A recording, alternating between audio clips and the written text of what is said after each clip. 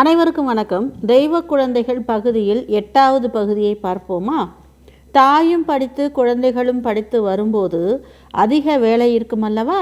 அப்படி இருக்கும்போது யோகனின் தாய் சற்று வேலையாக பள்ளியில் இருந்துவிட்டு வீடு வர தாமதமாகி சற்று நேரம் கழித்து வீடு வந்து சேர்கிறார். அப்போது யோகா ஒரு பாலர் பள்ளியில் படித்து கொண்டிருந்தாள். வீட்டிற்கு வந்தவுடன் அருகில், அதாவது அவர்களின் வீட்டிற்கு அருகே கடைகளும் ஒரே காம்பவுண்டில் இருந்ததால் யோகா பள்ளி விட்டு வந்து கடையில் உட்கார்ந்து ரோட்டை வேடிக்கை பார்த்து கொண்டிருப்பாள். அப்போது ஒரு நாள் விளையாடி கொண்டிருந்த குழந்தை தவறுதலாக சிறு கல்லை காதில் போட்டுவிட்டாள். அவள் என்ன செய்வது என்று தெரியாமல் எடுக்க முயற்சித்திருக்கிறாள். முடியவில்லை. அம்மாவும் அண்ணனும் வீடு திரும்பியவுடன், அம்மா, நான் காதில் கல்லை போட்டுக்கிட்டேன் அப்படின்னு சொல்லி அழ ஆரம்பிச்சிட்டா. உடனே தாய் காதை பார்க்குறாங்க. அதில் சின்னதாக ஒரு கல் தெரியுது. சரி, தெரியுதேன்னு சொன்னோன்னா அக்கம் பக்கத்தில் இருக்கவங்களாம் ஓடி வந்துட்டாங்க. அவங்களோட ஒரு டீச்சரும் அவங்க ஸ்கூலில் வேலை பண்ணுற ஆசிரியரும் பக்கத்தில் இருந்தாங்க.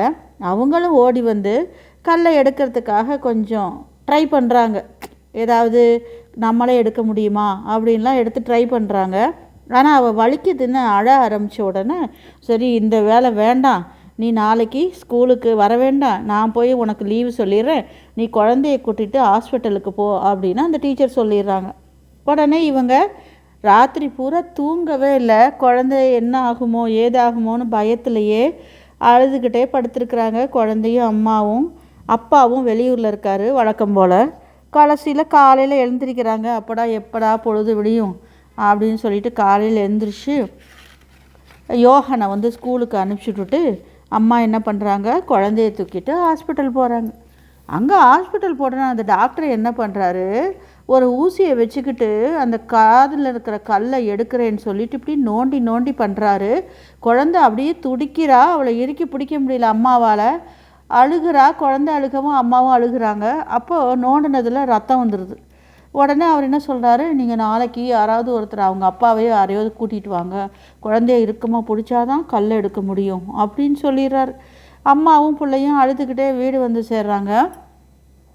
அப்போ வர வழியில் ஸ்கூலு பக்கத்துலேயே இருக்கிறனால சரி ஸ்கூலுக்கு போய் அவங்களோட ஸ்கூல் இன்சார்ஜ் அம்மாக்கிட்ட போய் விவரத்தை சொல்லிவிட்டு நம்ம வீட்டுக்கு போகலாம் அப்படின்னு சொல்லிட்டு 2 பேரும் போகிறாங்க. குழந்தைய தூக்கிட்டு அம்மா ஸ்கூலுக்கு போகிறாங்க. ஸ்கூலுக்கு போய் அந்த மேடத்தை பார்த்த உடனே அவங்கக்கிட்ட விவரம் சொன்ன உடனே அவங்க ஒரே இதை திட்டுறாங்க. நீ படிச்சுக்கிட்டு தானே இருக்க, ட்ரைனிங் படிச்சுட்டு தானே இருக்க, அந்த ட்ரைனிங்கில் உனக்கு சொல்லியிருக்கோம் நாங்கள், இந்த மாதிரி காதில் கல் போட்டாலோ அதை எடுக்கிறது எப்படிங்கிறதுக்கு ஒரு நோட்ஸ் உனக்கு கொடுத்துருக்கேன், நீ இதை போய் நோட்ஸ் எடுத்து படித்து பாரு. ஆனால் உனக்குன்னு வரும்போது உன் கஷ்டத்தை உனக்கு என்ன செய்கிறதுன்னு புரியாமல் உன் கஷ்டத்தில் நீ ரொம்ப மூழ்கி போயிட்ட, அதனால் உனக்கு புரியாமல் இருந்திருக்கும். இந்த மாதிரி காதில் கல்லை போட்டால் வேகமாக ப்ரெஷர் பம்பால் ப்ரெஷர் பண்ணின்னு தண்ணி அடித்தோம்னா அந்த தண்ணியோடு சேர்ந்து காதுலேருந்து கல் வெளியில் வந்துருங்கிறது நீ படிச்சிருக்க, ஆனால் மறந்துட்ட. நீ வீட்டில் போய் நோட்ஸ் எடுத்த பாரு.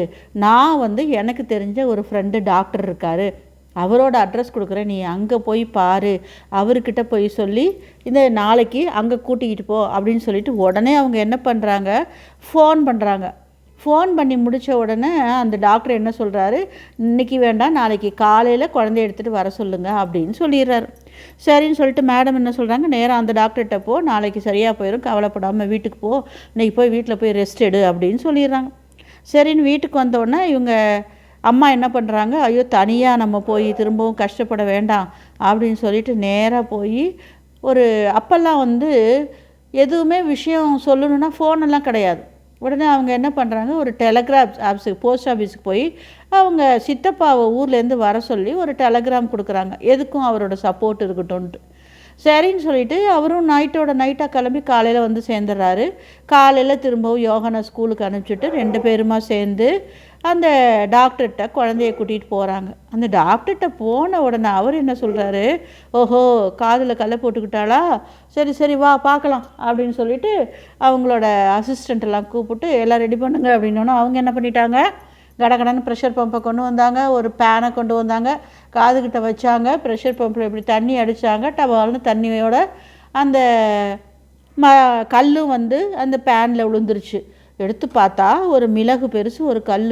ஐயையோ எவ்வளோ ஈஸியாக வந்துருச்சு அப்படின்னு சொல்லிட்டு எடுத்து உடனே பார்த்தா, உடனே அவங்க அம்மாவுக்கு ஒரே சந்தோஷத்தில் சிரிக்கிறாங்க. ஐயோ இத்தினூண்டு கல்லா இவ்வளோ பண்ணுச்சு, 3 நாளாக எங்களுக்கு எவ்வளோ கஷ்டமாயிடுச்சு அப்படின்னு சொல்லிட்டு உடனே டாக்டர் சொல்கிறாங்க, இந்த கல்லை தலையை சுற்றி தூக்கி போடு அந்த பக்கம்.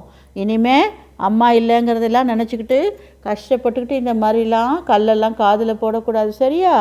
உடம்பை நம்ம ஜாக்கிரதையாக பார்த்துக்கணும், நம்மளோட 5 ஆர்கன்ஸையும் நம்ம உடம்பையும் பத்திரமா பார்த்துக்கணும் அப்படின்னு சொல்லி அந்த டாக்டர் வந்து அவங்களுக்கு எல்லாத்தையும் விவரம் சொல்லி அவங்க அம்மாவுக்கும் சொல்லி எல்லாருமா சேர்ந்து வீடு வந்து சேர்றாங்க.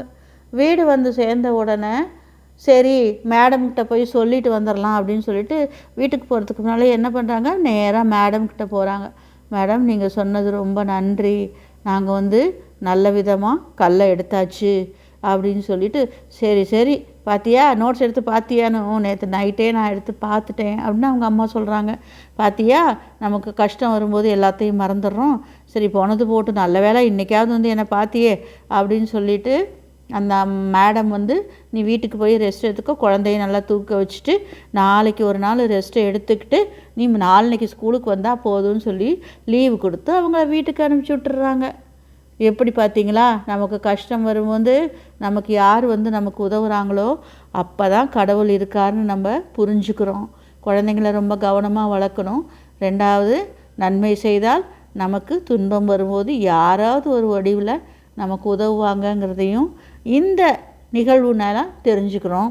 இதுக்கு மேலே என்ன நடக்குதுங்கிறத அடுத்த எபிசோடில் கதையை கேட்போம். நன்றி, வணக்கம், மீண்டும் சந்திப்போம்.